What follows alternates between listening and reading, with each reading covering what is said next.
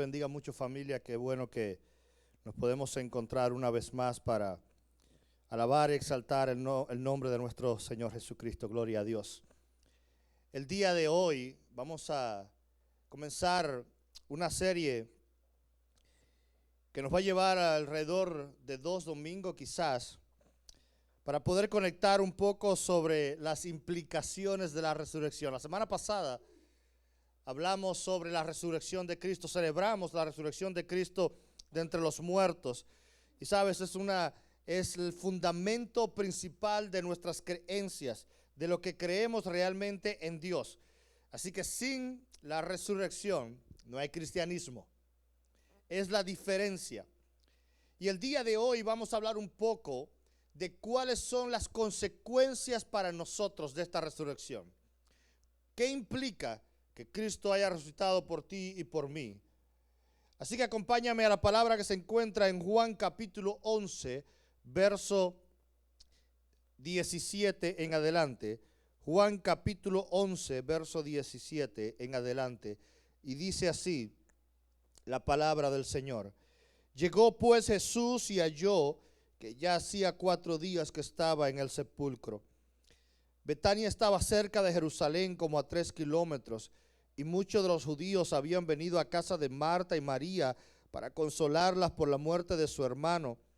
Entonces Marta, cuando oyó que Jesús venía, fue a su encuentro, pero María se quedó sentada en casa. Y Marta le dijo a Jesús: Señor, si hubieras estado ahí, mi hermano no habría muerto. Aún ahora yo sé que todo lo que pidas a Dios, Dios te lo concederá. Jesús le dijo: tu hermano resucitará. Marta le contestó: yo sé que resucitará en la resurrección en el día final. Jesús le dijo: yo soy la resurrección y la vida. El que cree en mí, aunque muera, vivirá. Y todo el que vive y cree en mí no morirá jamás. ¿Crees esto? Y ella le dijo: sí, Señor, yo he creído que tú eres el Cristo, el Hijo de Dios, el que viene al mundo. Oramos, Padre, gracias hoy por tu palabra. Háblanos, porque tu pueblo escucha y necesitamos de ti. En el nombre poderoso de Jesús, nombre que es sobre todo nombre, oramos. Amén y amén. ¿Cuáles son las implicaciones de algo? Posiblemente escuchemos esto como parte de nuestra vida cotidiana. Queremos tomar decisiones y muchas veces meditamos cuáles son las implicaciones de esto que quiero hacer. ¿Quieres cambiar de trabajo? ¿Quieres cambiar de casa? ¿Quieres hacer un cambio de cualquier tipo en tu vida? Y muchas veces lo que nos preguntamos es: ¿qué implica este cambio? En otras palabras, ¿cuál es la consecuencia de mis acciones? Si voy a cambiar, como por ejemplo de trabajo, ¿qué implica cambiar de un trabajo a otro? ¿Qué implica dejar atrás una etapa y comenzar otra? Todo en la vida tiene consecuencias, para bien o para mal. Cada una de las decisiones que tomamos tienen consecuencias que repercuten muchas veces en corto, pero muchas otras veces en largo plazo en nuestras vidas. Uno de los eventos más importantes, para no decir el momento más importante de la historia, es que Jesús resucitara entre los muertos. Ha habido todo tipo de religiones, de grupos. Ha habido todo tipo de grandes personas que han sido seguidos por multitudes. Pero el final de todos ellos es la muerte. La muerte, por eso el ser humano le teme tanto, porque es lo que simboliza el final de todas las cosas. Simboliza el final de tus sueños, de tu vida, de tus anhelos. ¿Cuántas metas tenemos en la vida? ¿Cuántas cosas tenemos pensado hacer? ¿Cuántas cosas realmente tenemos planeadas? Si empiezo a preguntar a cada uno de nosotros, no terminaríamos nunca de contar las cosas que queremos alcanzar quizás este mismo año o en unos próximos años en el futuro. Hay tantas cosas pendientes que queremos hacer. Y la muerte muchas veces representa ese final de las cosas. Representa el cierre de esos sueños y de esas esperanzas. Así que cuando hablamos de estos grandes hombres de la historia, y hemos visto que aunque hayan tenido movimientos muy buenos, cuando hayan tenido ejércitos detrás de ellos, otros han tenido multitudes siguiéndoles, no importa qué tan grande era su imperio, cuando murieron la mayoría de ellos terminaron ahí. La diferencia con Cristo es que la resurrección es la que lo marca todo, es la que cambia todo. Y Jesús, antes de resucitar, antes de vencer la muerte, pues ya dio una pequeña entrada, dio una pequeña introducción de lo que podía ser y la capacidad y el poder sobrenatural que tenía para poder enfrentarse a la muerte. Ese es el gran enemigo que todo el mundo teme. Ahí no hay grandes ni pequeños, no hay poderosos, no hay ricos, no hay pobres, no hay estatus sociales, no hay nada que podamos hacer o lograr. Veía una foto hace unos días de el creador y presidente de la marca Apple. Y es triste su caso, como el de cientos de otros, ver un hombre multimillonario terminar sus últimos días que tenían que cargarlos como consecuencia del cáncer. Su cuerpo se consumió por completo hasta morir. Entonces hay momentos en los que no importa cuánto dinero tengamos, no importa qué tan fuerte nos sentamos. No sé si alguna vez has visto esa frase de alguien: ¿de qué murió esta persona? No sé, era tan joven. No sé qué pasó. Y cuando decimos esa persona era muy joven para morir, automáticamente nos viene a nuestra mente: tenía tantas cosas aún por hacer. Tenía tanta vida por delante. Así que, aunque no lo expresamos con nuestros labios, la mayoría de las veces la realidad es que tenemos un miedo interno a la muerte. El ser humano teme a la muerte. Así que lo más grande que Jesús podía hacer no era sanar a un ciego, no era multiplicar panes y peces. No había nada más grande que poder resucitar a alguien de la muerte. Así que comenzó a probarles a aquellos que tenía cerca que nada podía contra él. Y ahí viene la historia famosa, que hoy no vamos a entrar en muchos detalles, porque es una historia que conoces muy bien. Pero la realidad es que tenía que demostrarlo con su amigo, uno de sus amigos, alguien cercano a él, alguien que realmente era importante para él. Muere Lázaro. Muere una de las pocas personas que era cercana al punto de Jesús, de que Jesús llegaba y estaba con ellos en su casa, con él y con sus dos hermanas. Era de la gente que estaba cercana a él. Betania era un lugar que era estratégico para llegar hasta Jerusalén. Así que para llegar a la capital, era este lugar intermedio a pocos kilómetros de la ciudad, donde Jesús desde un largo camino podía llegar, podía detenerse en Betania, podía descansar, a veces pasar la noche o algunos días antes de continuar. Hay pocos lugares en la Escritura que narran tantos momentos que Jesús repite como Betania. Hay tantos momentos que Jesús regresa a la casa de ellos una vez más y una vez más. Los propios apóstoles dicen que no hay forma de registrar en un libro todo lo que Cristo hizo. Fue muchas las cosas que hizo. Así que esté registrada muchísimos eventos de Cristo en la casa de Lázaro, María y Marta, nos dice de la importancia que era esta familia para Jesús y sus discípulos. Y específicamente importante, el que tú creías que de cualquier otra persona podía sufrir, pero no sus amigos. Tú creías que cualquier cosa podía pasar con cualquier otra persona, pero no con aquellos tres. Uno esperaría que Jesús tuviera un trato diferente con sus amigos. Humanamente, tú puedes esperar que con ellos pasara diferente y que su vida así fuera un poco color de rosa. Pero no es así. La vida no es así. La realidad es que Lázaro enferma y la Biblia no dice ni de qué. No entra en detalles de la enfermedad, porque el punto de toda la historia es la muerte. Es solo el detalle de decir la enfermedad es tan grave como para terminar en muerte.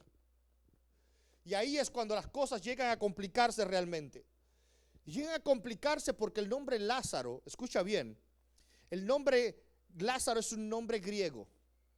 Y la forma hebrea del nombre Lázaro es el nombre hebreo Eliezer. Y Eliezer significa Dios es mi ayudador. Así que escucha bien esto. Alguien que su nombre significa Dios es mi ayudador, cuando se enferma al punto de estar para morir, Dios no aparece. Cuando yo leí esta parte y buscaba el nombre de Lázaro, yo decía, debería quejarme menos por las veces que no veo a Dios trabajar. Debería quejarme menos por las veces que yo no veo a Dios en medio de mi asunto.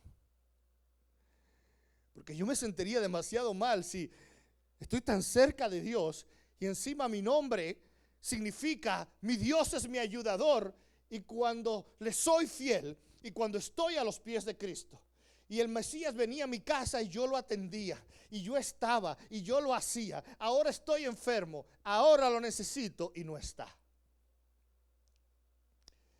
Así que yo no sé si te ves reflejado en esto, pero seguro que cada uno de nosotros de alguna manera. Momentos en los que hemos orado y parece que el cielo está en silencio. Momentos en los que hemos alzado nuestros ojos al cielo y parece estar cerrado. Todos hemos tenido estos momentos. Momentos que, como el rey David decía, te he sido fiel, ¿dónde estás ahora que te necesito? Todos hemos tenido esas oraciones. ¿Y sabes lo peor? Lo peor no es que haya silencio. Lo peor es que Marta, su hermana, sale corriendo porque sabe que Dios es su ayudador. Y Jesús le dice, ahora no puedo ir. Si es duro que te digan, que no te respondan, más duro es que te digan, ahora no puedo, porque eso sientes que es una respuesta que significa, no eres mi prioridad. Es lo que significa. Cuando tú necesitas de verdad a alguien y tú pides ayuda y esa persona te dice, ay, lo siento, me gustaría mucho ayudarte, pero ahora no puedo. Eso lo que nos dice tiene algo más importante que yo que hacer. Y cuando es alguien cercano a nosotros, cuando es mi amigo o mi amiga, cuando es un familiar, cuando es alguien incluso sobre todo que yo he ayudado, duele mucho más que te digan, ahora mismo no puedo. Y es verdad que puede que tengan muchas razones válidas para no poder, pero duele igual, porque tú lo necesitas en ese momento. Así que Marta y María tuvieron que conformarse con ahora no. Y al mismo tiempo le están diciendo, pero tranquila, porque tu enfermedad no es para muerte. ¿Y sabes lo que yo hubiera pensado si llego a ser Marta? Yo hubiera pensado, claro, yo soy mucho más malo que Marta, pero yo hubiera pensado realmente, ¿de qué me sirve que me digas que la enfermedad no es de muerte si tengo la enfermedad? ¿De qué me sirva que no me voy a morir si tengo dolor? ¿De qué me sirve que me digas que todo va a ir bien si ahora mismo no me siento bien? ¿Sabes? Había una enfermedad y la enfermedad trae síntomas. No los podemos ignorar. Ahí están los síntomas. Ahí están los dolores, ahí está la fiebre, ahí están las incapacidades. Dice el verso 1 de este capítulo, hoy no podemos entrar en todo, pero este capítulo 11 en el verso 1 dice que simplemente la parte en que Lázaro estaba ¿qué? Enfermo. Ya simplemente esa frase le está diciendo a uno de que hay una necesidad. Pero recuerda, ¿quién estaba necesitado? Aquel cuyo nombre era Dios me ayuda. Dios es mi ayudador. Pero queremos ir un poco más allá. Dice el verso 3 que no solo estaba enfermo.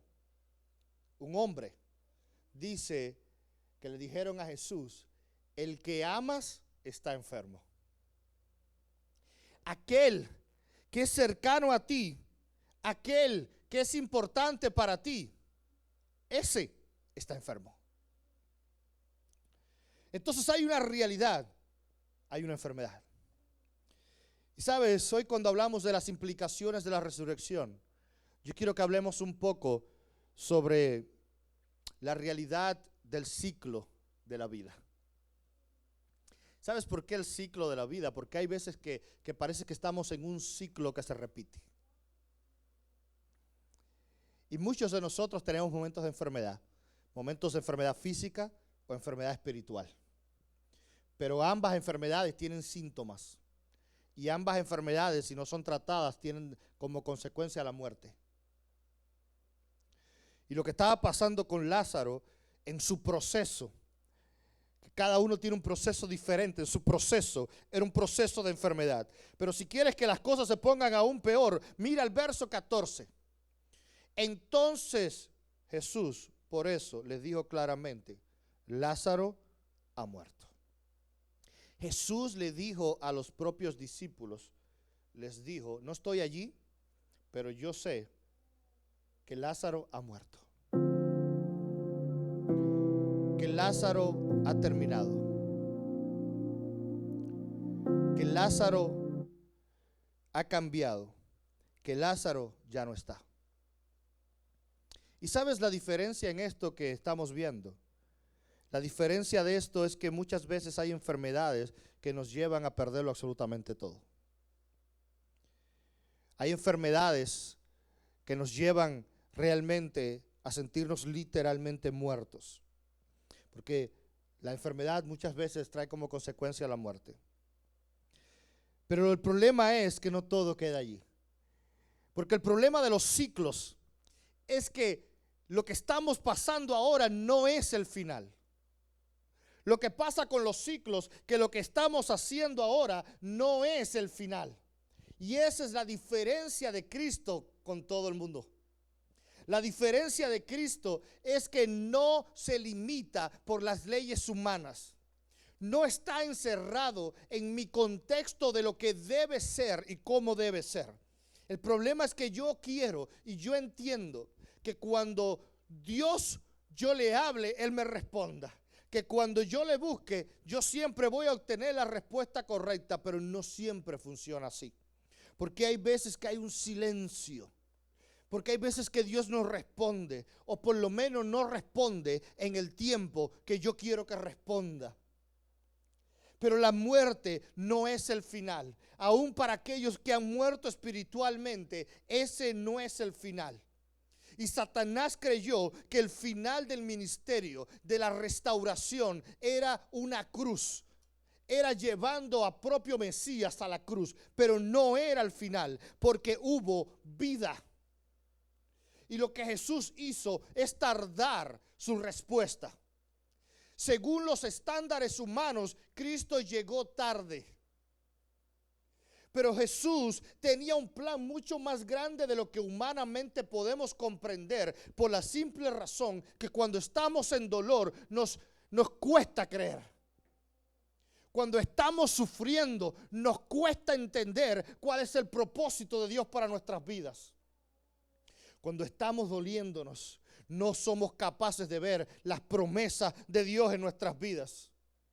Y dice el verso 44 que el que había muerto, aquel Lázaro que estaba en una tumba, Jesús lo llamó afuera y le dijo, Lázaro, sal fuera, y recibió vida.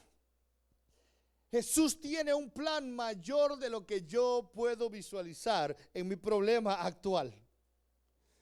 Así que mira el ciclo aquí conmigo, por favor. ¿Cuáles son las implicaciones de la resurrección? Las consecuencias de la resurrección es que Cristo vino por enfermos. Es que Cristo vino por gente que aún había pasado de un estado de enfermedad a un estado de muerte. Y yo conozco gente que literalmente se ha dado por vencidos y ha dicho, yo no me vuelvo a levantar. Hay gente que ha dicho, yo no volveré a ser nunca aquella persona que yo fui en Dios. Yo he fallado tantas veces, yo he cometido tantos errores que no creo que yo tenga solución. Yo aún sigo siendo tan imperfecto que yo no creo que haya algo para mí todavía. Y ese es el problema de cuando celebramos la Semana Santa una semana al año. Que se me olvida que la resurrección es mucho más que eso. Cristo vino por enfermos y por gente que aún había muerto. ¿Sabes para qué? Para que recibieran vida. ¿Y sabes lo que trae como consecuencia la vida? Verso 44 de Juan 11. Jesús les dijo, desatadle y dejadle ir. Jesús les dijo, desaten a este y déjenlo ir. ¿Sabes que la muerte, la mayoría de las veces, la muerte espiritual, la mayoría de las veces trae ataduras espirituales? Cuando nosotros estamos muertos espiritualmente, hemos sido atados espiritualmente. Y hemos sido encerrados en una tumba para que nadie piense en nosotros, para que todo el mundo que me vea crea ese ya no tiene solución. ¿Sabes lo que Marta le respondió a Jesús cuando Jesús dijo, abran la piedra? Marta dijo, es el tercer día, ya tiene peste. Eso significa, ya es tarde.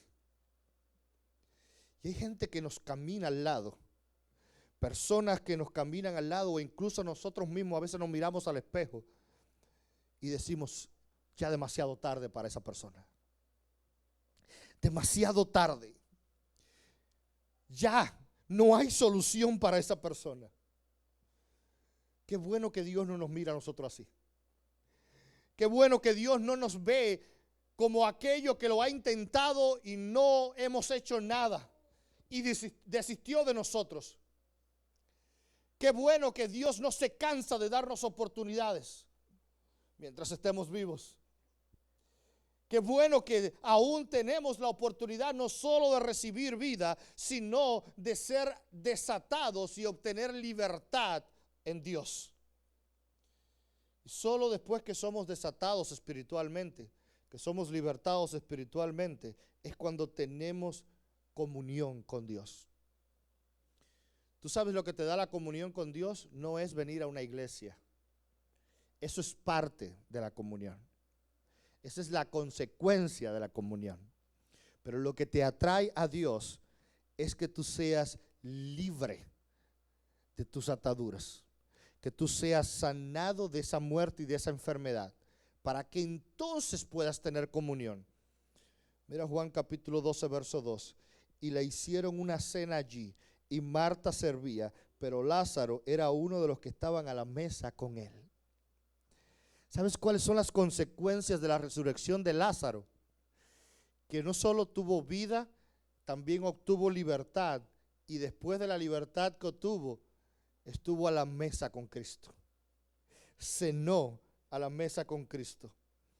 ¿Cuáles son las consecuencias del sacrificio de Cristo? No es para que nos mantengamos en la misma postura. No es para que muramos conforme a nuestras malas decisiones. No es para que la enfermedad nos lleve al límite. Es para que Dios sea glorificado y podamos obtener la vida y podamos ser de testimonio para otros. Dice el verso 11 que a causa de él, a causa de Lázaro, muchos de los judíos se apartaban y creían en Jesús.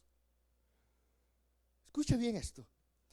A causa de lo que Dios hizo en la vida de Lázaro, muchos otros creyeron en él.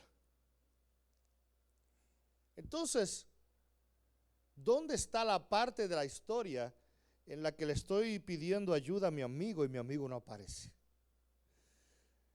Es que quizás ese amigo no apareció cuando yo lo estaba buscando. Quizás Dios por algún momento te ha dicho, espera, no es en tu tiempo. Quizás Dios te ha dicho en algún momento, aguanta, no es ahora, no es cuando quieres, pero sí tengo planes contigo. ¿Sabes lo que tienes que hacer? Mantenerte. Tienes que mantenerte. Por eso Jesús le pregunta a sus hermanas, ¿quién soy yo? Porque si yo soy tu amigo, no te voy a solucionar nada. Tu amigo no tiene poder sobre la muerte. Si tú me estás viendo a mí, le dice Jesús, como un ser humano, este es el final para Lázaro. ¿Quién soy yo? Aún estamos cerca de Jesús muchas veces y se nos olvida quién es.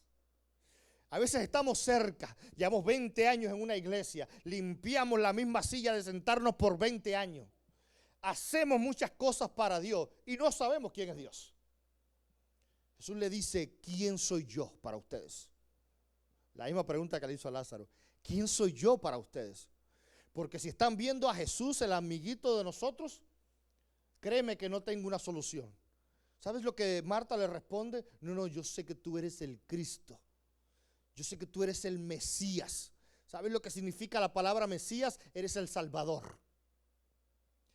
Entonces Jesús le dice, ahora sí, Marta, ahora sí entraste en sintonía.